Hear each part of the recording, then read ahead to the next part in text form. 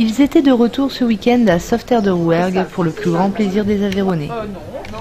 Des savoir-faire particuliers, des échanges et de la visibilité, c'est tout le challenge du week-end organisé par l'association Art et Savoir-faire. Je suis Sabine Erhardt et mon entreprise s'appelle les Ateliers d'Eteria. Donc je fais des robes de mariée, de la corsetterie et de la confection sur mesure également. D'accord, et vous êtes basé où? Je suis à Moirazès, même dans le village de Moirazès, rue de la Brevoire. D'accord, et qu'est-ce qui vous a donné envie de participer à ce week-end des métiers d'art et savoir-faire?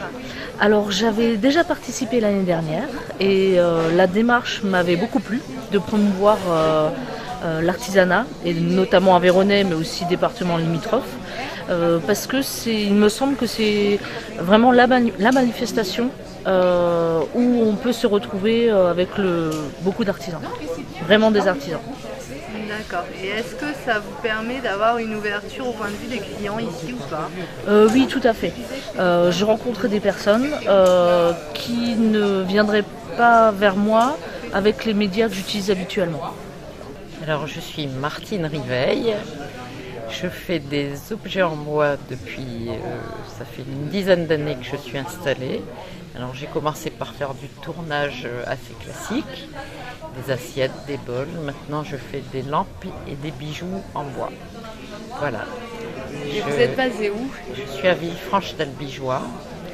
C'est à 17 km d'Albi en allant vers Millau. Et je travaille énormément de bois français. Donc on peut trouver des bois comme le noyer, comme le frêne, comme l'érable, comme le buis, comme la racine de bruyère, le nerfpin, des bois plus particuliers comme l'if. Voilà. Qu'est-ce qui vous a donné envie de participer ici au week-end des arts et savoir-faire? Je connais Sauveterre et je sais que Sauveterre est une bastide qui a énormément de qualité. Et puis l'an passé, j'étais déjà venue jeter un œil à ce petit marché. Donc j'ai essayé cette année de venir pour être présente et faire connaître mon travail. Ça c'est une poubelle. Et ça s'ouvre et dedans vous avez un petit chat. Ça c'est petit. Et ça c'est combien d'heures de travail? C'est difficile à dire parce que je travaille avec plusieurs objets à la même temps. Donc, mais pour ça peut-être je fais ça en deux jours peut-être. Mais regarde, je vais vous montrer un autre qui sont même plus détaillés. Regarde ça. Ça c'est le château de fées. Et regarde dedans un petit souris. Est-ce que je peux vous demander ce que vous fabriquez? Oui, ça m'intrigue. Alors ici, on fabrique du papier marbré. Papier marbré, c'est-à-dire que sur un fond de cuve avec de l'eau et du lait, donc on met de l'encre qui va se mélanger, qui va se diffuser de façon à obtenir après ce qu'on appelle un papier à la cuve. Un papier marbré que l'on utilise en reliure pour les livres, comme page de garde ou de vent, ou comme fond d'encadrement, ou aussi pour habiller par exemple des boîtes, du cartonnage, des choses comme ça. Vous avez là quelques petites réalisations. Voilà, et c'est un papier que l'on réalise. En fait, on donne la couleur dans la cuve et ensuite cette couleur va se fixer sur un papier. Je viens démontrer mes savoirs parmi tant d'autres. Voilà. Et lequel est-il? Forgeron coutelier et forgeron en général d'armes, ferronnerie, voilà. Surtout tout ce qui touche au Moyen-Âge médiéval. Voilà. D'accord, donc un passionné. Oui, un passionné, un choix de vie, un mode de vie, c'est tout ça. Voilà. D'accord, et qu'est-ce qui vous a décidé à venir ici en fait au week-end Art et Savoir-faire spécifique? Ouais. Moi je venais déjà sur les week-ends de médiéval, sur Médiéval Folie, tout ça.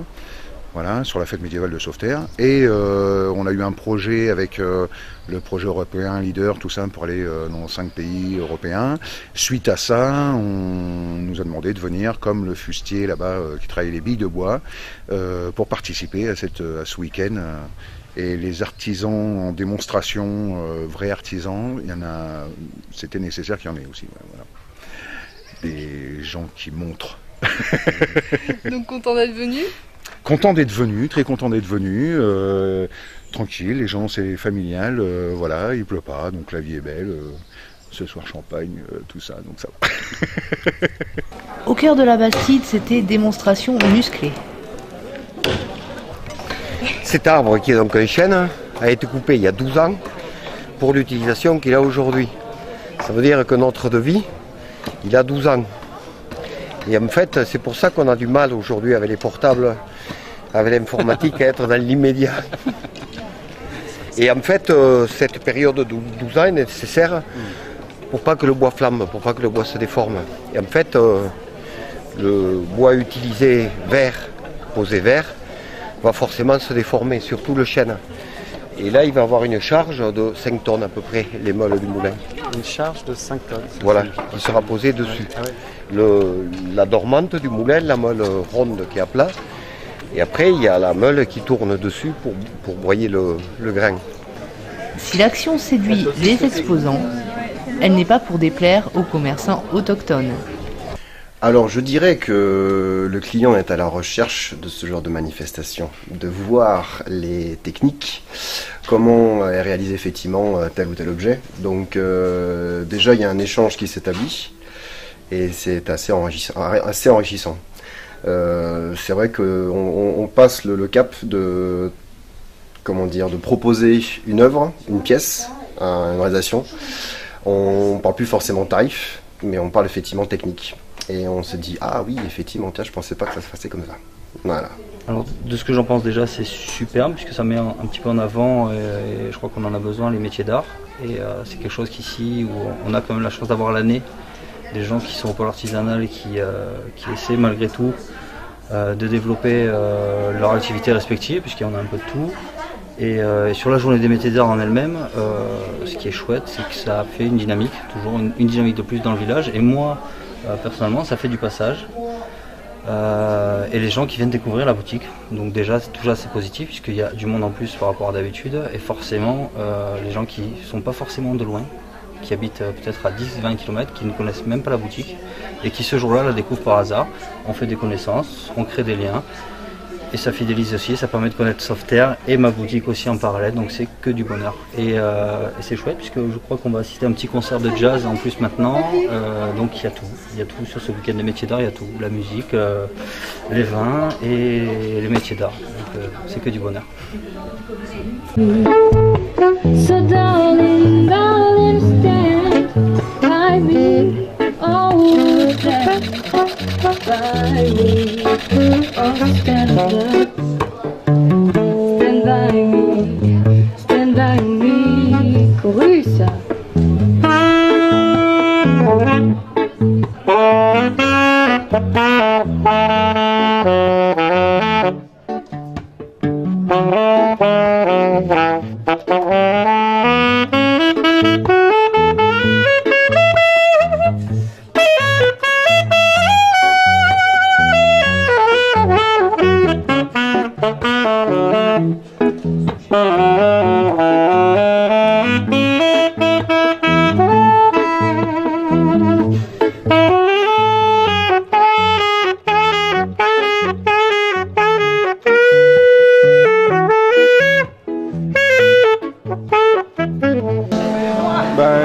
Je pense qu'on a réussi la signalétique, l'information, parce que j'ai eu pas mal de gens qui m'ont donné des visibles au niveau de l'Aveyron déjà, donc c'est pas mal. On a eu du monde cet après-midi.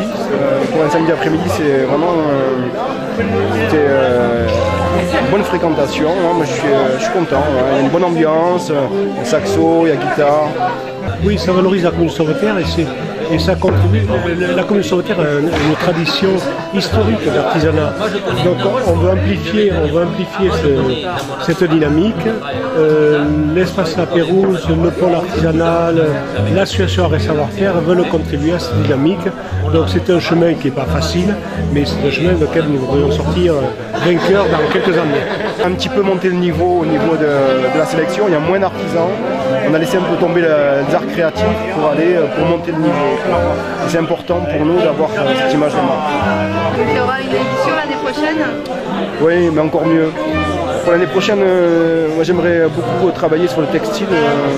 J'aimerais bien faire un défilé de mode créateurs, avec des créateurs de mode et accessoires de mode.